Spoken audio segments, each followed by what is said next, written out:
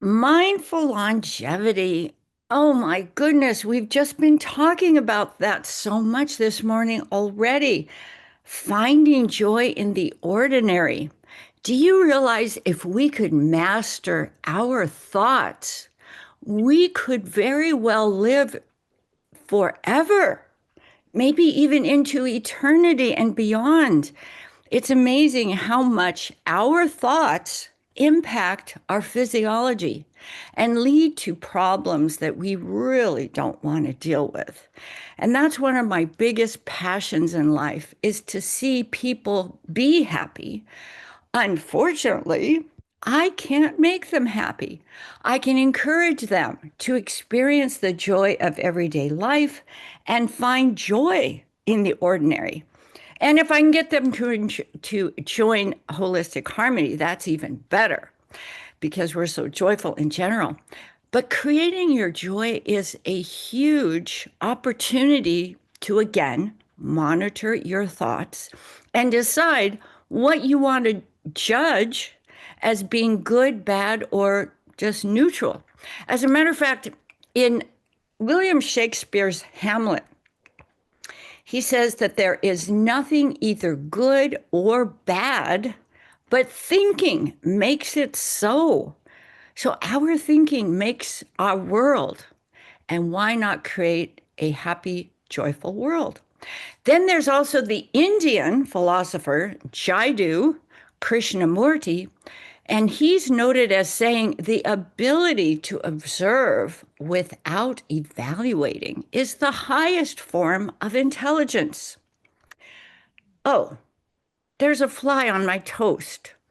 Oh, I see that fly.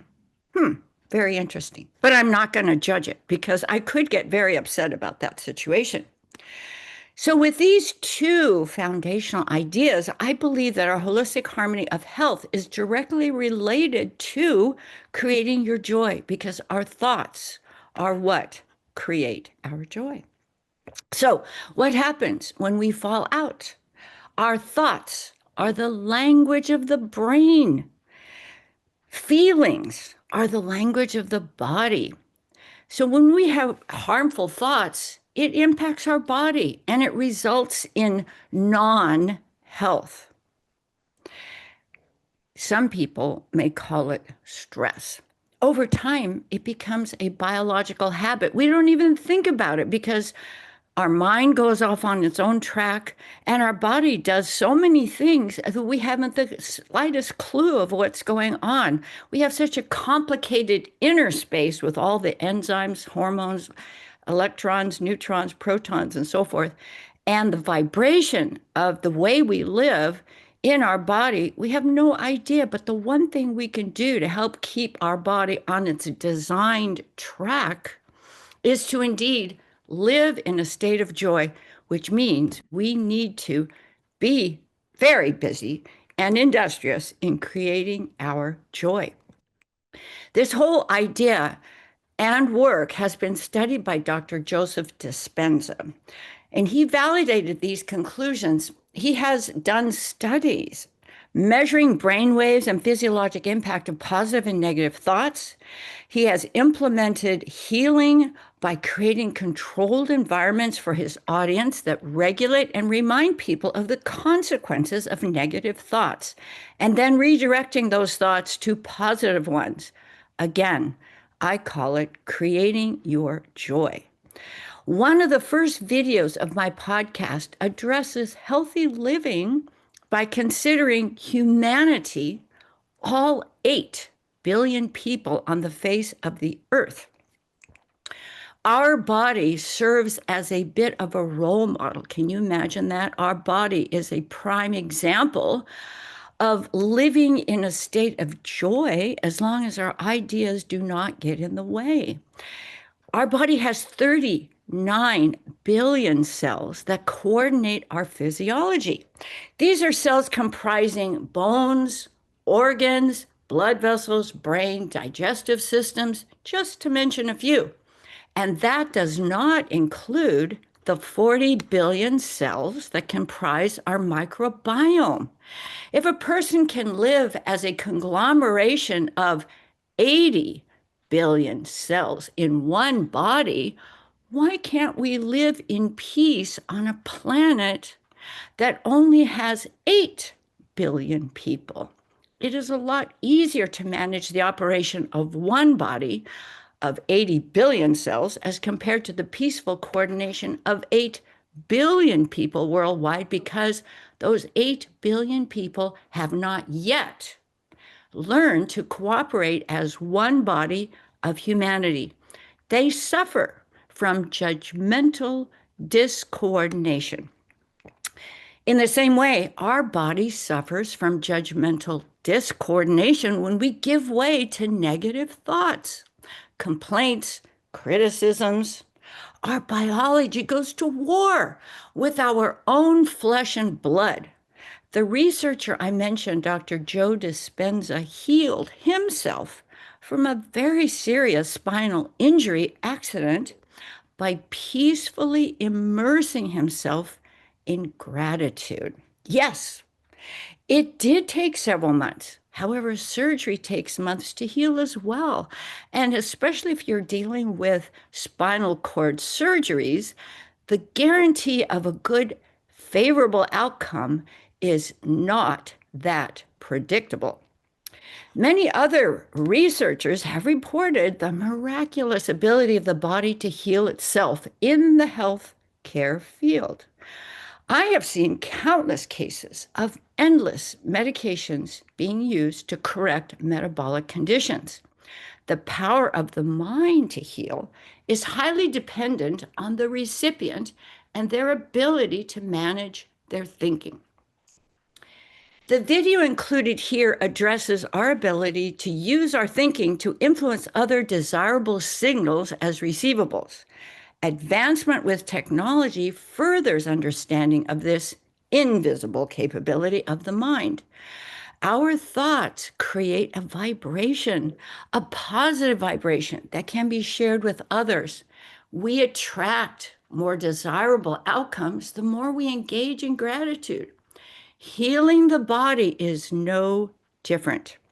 Our body does its job so much better when immersed in peace, love, and joy. Maintaining gratitude in less favorable circumstances does not hurt either.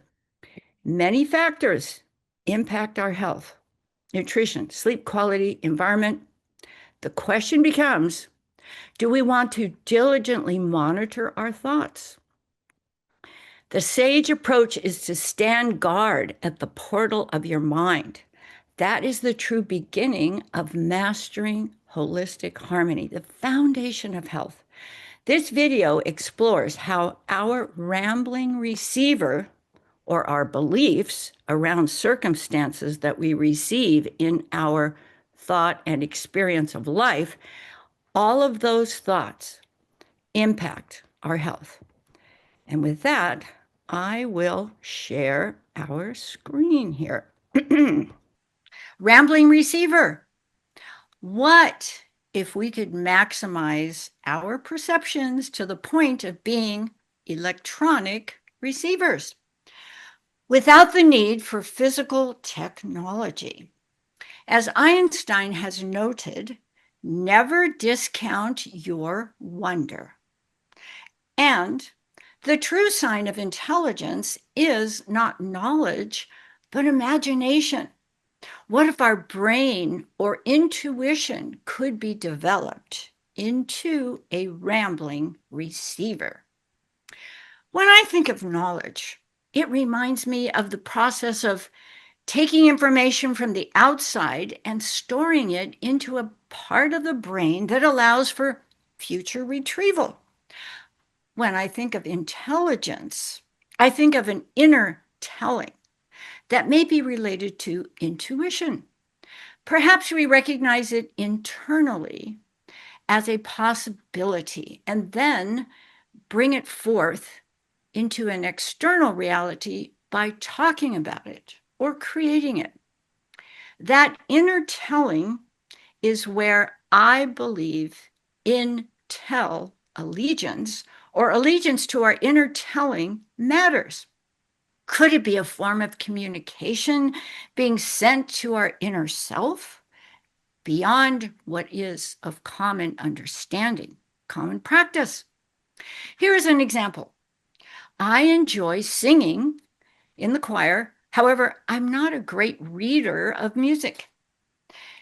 I will listen and watch the director carefully. I almost believe that I can read her mind and anticipate her notes, or perhaps I'm just a fraction of a second behind her. I can sing what she is singing without using musical notes and timing on my page.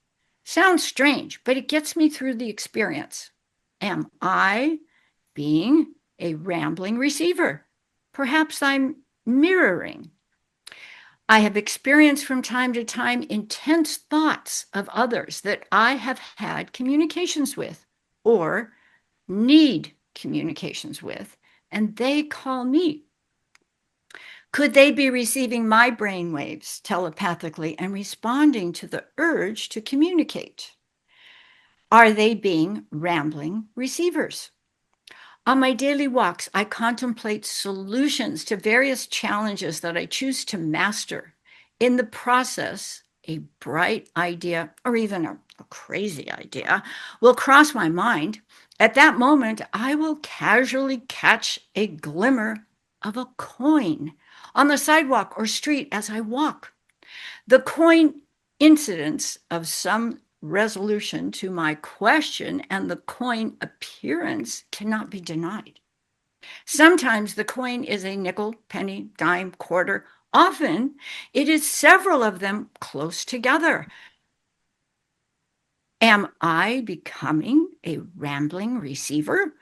As I ramble, does that mean the answer to my passionate question was more favorable the more the coins appear? Was that just a coin incidence? Some say those coins just mean it's time for a change, Lisa. When reading the Bible, the whole concept of God is completely invisible, a product of imagination. Prayer requests are realized in notable time. Did the answer come because of my request? Was God sitting around waiting for me to ask for it so he could give it to me? Was I ready to receive what he was already planning on providing? Because of this whole intel concept, does intelligence arise out of a frequent exploration of the imagination? Can we get better at living by imagining more? There is so much out there to be, do, and have. Why do some people have all there is in their own possibility when they're just as human as their next door neighbor? Is there something missing in the belief of deserving, belief of receiving? Does our life really reflect who we are, or are we only what we believe we can be? I can see that the ones who read a lot seem to be more imaginative. Is that because the words create memorable images in their brain?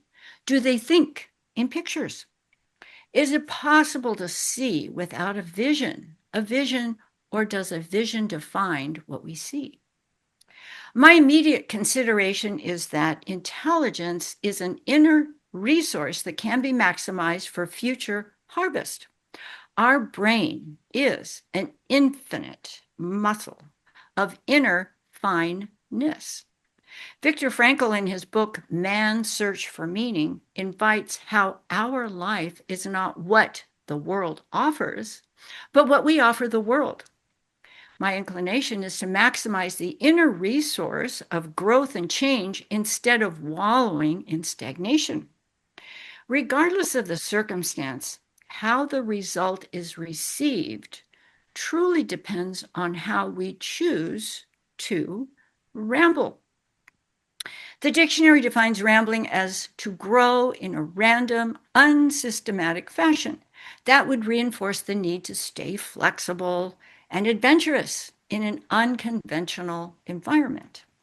In my mind, it helps to solidify the benefits of using our inner telling of what to do and how to react instead of letting the circumstances dictate our outcome or result.